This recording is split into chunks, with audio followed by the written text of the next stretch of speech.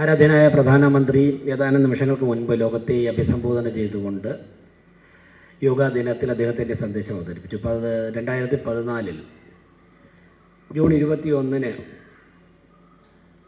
അന്താരാഷ്ട്ര യോഗാ ദിനമായി ആചരിക്കാൻ ആരംഭിച്ചപ്പോഴേക്കും ലോകം തന്നെ ഇത്തരത്തിലൊരു കാര്യത്തെക്കുറിച്ച്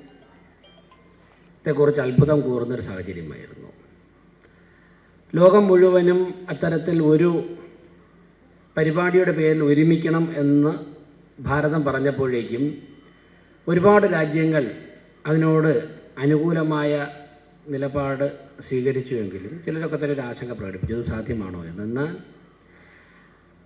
11 വർഷങ്ങൾക്ക് ശേഷം ഇന്ന് തിരിഞ്ഞു നോക്കുമ്പോഴേക്കും നമ്മൾ ഇന്ന് ഇവിടെ സംസാരിച്ചു കൊണ്ടിരിക്കുന്ന സമയം ലോകം മുഴുവനും യോഗയുടെ പേരിൽ ഒരുമിക്കുന്ന ഒരു സാഹചര്യമാണുള്ളത്.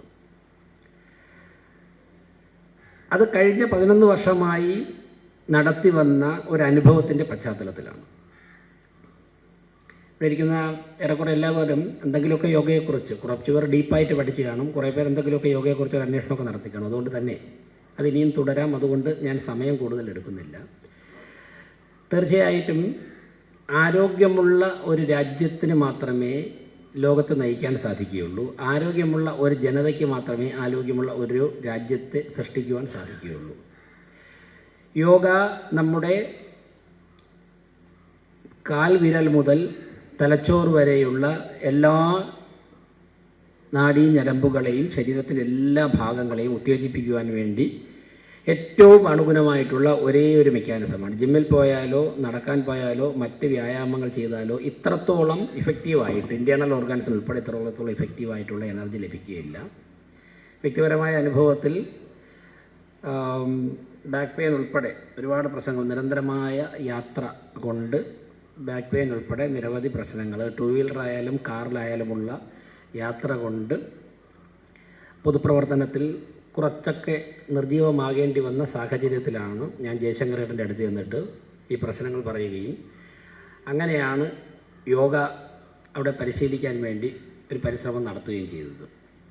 പൂർണ്ണമായിട്ടും ഒന്നും എത്താൻ സാധിച്ചില്ലെങ്കിലും ഏറെക്കുറെ പൊതുപ്രവർത്തനത്തിന് അനുയോജ്യമായ രീതിയിലേക്ക് ആരോഗ്യസ്ഥിതി മെച്ചപ്പെടുത്തുവാനും ഇപ്പോഴും ഒരു ദിവസം 18-19 മണിക്കൂർ, രാത്രി 11-12 മണി വരെയും രാവിലെ 6 മണി മുതലും ജനങ്ങൾക്ക് വേണ്ടി പ്രവർത്തിക്കാൻ സാധിക്കുന്നു എന്നുണ്ടെങ്കിൽ യാതൊരു സംശയവും വേണ്ട. അതിൽ ഏറ്റവും പ്രധാനമായിട്ടുള്ള ഒരു ഘടകം യോഗ പറ്റുന്ന സമയത്ത് കിട്ടുന്ന സമയത്ത് പരിശീലിക്കുന്നത് കൊണ്ട് തന്നെയാണ് എന്നാണ് എനിക്ക് പറയുവാനുള്ളത്. ഏത് തൊഴിൽ ചെയ്യുന്നവർക്കും അവരുടെ ശൈലി അനുസരിച്ച് സമയം ക്രമീകരിക്കാവുന്നതാണ്. ഞാൻ ദീർഘിപ്പിക്കുന്നില്ല. ഇന്ന് ഈ ഇൻ്റർനാഷണൽ യോഗാ ദിനത്തിൻ്റെ ഒരു പ്രത്യേകത, തിരുവനന്തപുരം കോർപ്പറേഷൻ ഓഫീസിൻ്റെ ഉള്ളിൽ ചരിത്രത്തിലാദ്യമായിട്ട് യോഗ പരിശീലനം നടത്തുന്നു എന്നുള്ളതാണ് തിരുവനന്തപുരം കോർപ്പറേഷൻ ഭരണസമിതിയെ സംബന്ധിച്ചുള്ള ഏറ്റവും വലിയ സന്തോഷം. ഏറ്റവും കൂടുതൽ മാനസിക സമ്മർദ്ദം അനുഭവിക്കുന്ന ജീവനക്കാരിൽ ഒരു വിഭാഗമാണ് പഞ്ചായത്ത്, കോർപ്പറേഷൻ, മുനിസിപ്പാലിറ്റിയിലെ ജീവനക്കാർ. അത് സെക്രട്ടറി മുതൽ എല്ലാ പേരും അനുഭവിക്കുന്നവരാണ്. അവർക്കൊക്കെ തന്നെ മാനസിക ഉല്ലാസത്തോടെ അവരുടെ ജോലി എൻജോയ് ചെയ്ത് ചെയ്യുവാൻ, ഇപ്പം ഞങ്ങൾക്കൊക്കെ നല്ല സമ്മർദ്ദമുണ്ട്, മേയറും ഹെൽത്ത് ചെയർമാനും ഒക്കെ നല്ല സമ്മർദ്ദമുണ്ട് നിങ്ങൾക്ക്. പക്ഷേ ഞങ്ങൾ അതൊക്കെ തന്നെ ആസ്വദിച്ചാണ് ഈ ജോലി ചെയ്യുന്നത്. ഇത് ബാധ്യതയായി കഴിഞ്ഞാൽ നാടിന് തന്നെ നമ്മൾ ബാധ്യതയായിട്ട് മാറും. അപ്പോൾ അത് എൻജോയ് ചെയ്ത് അവരവരുടെ ജോലി ചെയ്യുവാൻ തക്ക തരത്തിലേക്ക് ജീവനക്കാരെ മാനസികമായി ഉയർത്തുക എന്നുള്ളതാണ് ഇന്ന് ഈ ഓഫീസിൽ ഈ യോഗ ആരംഭിച്ചതിൻ്റെ ഉദ്ദേശം. പലരും എന്നോട് പറഞ്ഞു, വലിയ വലിയ മൈതാനങ്ങൾ എടുത്തിട്ട് ആയിരക്കണക്കിന് ആൾക്കാരെ കൂട്ടി നമുക്ക് അവിടെ വലിയൊരു പ്രോഗ്രാം സംഘടിപ്പിക്കാം. അത് നമുക്ക് സാധിക്കും, 2-3 മാസത്തെ പ്രവർത്തനം കൊണ്ട് സാധിക്കും. പക്ഷേ ഭരണസമിതി തീരുമാനിച്ചത് കോർപ്പറേഷൻ ഓഫീസിൻ്റെ ഉള്ളിൽ ഉള്ള ഓപ്പൺ എയർ ഓഡിറ്റോറിയത്തിൽ യോഗ ചെയ്തൊരു ചരിത്രം സൃഷ്ടിക്കണമെന്നാണ്. ഇതുപോലെ തന്നെ 101 വാർഡുകളിലും, ഒരുപക്ഷെ ചില വാർഡുകൾ ചില പരിപാടികൾ ചെറുതായിരിക്കാം, ചില പരിപാടികൾ എണ്ണം കൊണ്ട് വലുതായിരിക്കാം, പക്ഷേ 101 വാർഡുകളിലും ഇതേ സമയം യോഗ നടക്കുകയാണ്. അപ്പോൾ തിരുവനന്തപുരം കോർപ്പറേഷനിൽ 101 വാർഡുകളിലും കോർപ്പറേഷൻ ഓഫീസിലും ഒരേ സമയം ഇപ്പോൾ യോഗ നടക്കുകയാണ്. ഞങ്ങളിപ്പോൾ ചർച്ച ചെയ്യുന്നത് ഈ 101 വാർഡുകളിൽ നടക്കുന്ന യോഗ പരിശീലനം ഇനി സ്ഥിരമായിട്ടുള്ള ഒരു സംവിധാനമായിട്ട് മാറ്റുന്നതിനെക്കുറിച്ചാണ് ഭരണസമിതി വളരെ ഗൗരവമായി ആലോചിക്കുന്നത്.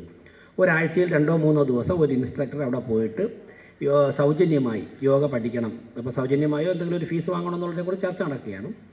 ആയിക്കൊണ്ട് യോഗ പരിശീലിപ്പിക്കുന്ന അവസ്ഥയിലേക്ക് വന്നാൽ തിരുവനന്തപുരത്ത് ആയിരക്കണക്കിന് ആൾക്കാർ അവരവരുടെ ആരോഗ്യം സംരക്ഷിക്കാൻ വേണ്ടി കോർപ്പറേഷൻ്റെ ഒരു പദ്ധതിയിൽ, കേന്ദ്ര ഗവൺമെൻറ്റിൻ്റെ ഒരു പദ്ധതിയിൽ പങ്കാളിയാവുന്ന ഒരു സാഹചര്യം ഉണ്ടാകും. ആയുഷ് മിനിസ്ട്രിയായിട്ട് ഞങ്ങൾ ചർച്ച ചെയ്തുകൊണ്ടിരിക്കുകയാണ്. തീർച്ചയായിട്ടും അങ്ങനെയുള്ള ദിനങ്ങൾ പോകുമ്പോഴേക്കും തിരുവനന്തപുരം നഗരം ഔദ്യോഗികമായി തന്നെ ആരോഗ്യ സംരക്ഷണത്തിൻ്റെ കാര്യത്തിൽ ഒരു ചുവട് കൂടി മുന്നോട്ട് വയ്ക്കുന്നതാണ്. തീർച്ചയായിട്ടും ഞാൻ ഈ പരിപാടി സംഘടിപ്പിക്കുവാൻ വേണ്ടി പ്രയത്നിച്ച ആരോഗ്യ സ്റ്റാൻഡിംഗ് കമ്മിറ്റി, അതോടൊപ്പം തന്നെ എംപവർമെൻറ്റ് ഓഫീസർ, അതിന് അനുഗുണമായി നിന്നവർ, ആയുഷ് മിനിസ്ട്രി വളരെ നേരത്തെ തന്നെ നമ്മളുമായി ബന്ധപ്പെട്ട് ഇങ്ങോട്ട് വന്ന് എന്തൊക്കെ സഹായമാണ് ചെയ്യേണ്ടതെന്ന് ചോദിച്ചിട്ട് ബന്ധപ്പെട്ടിരുന്നു. ഡൽഹിയിൽ നിന്ന് അവരുടെ ഉദ്യോഗസ്ഥരുമായി ഞങ്ങൾ ഓൺലൈൻ മീറ്റിംഗ് നടത്തിയിരുന്നു.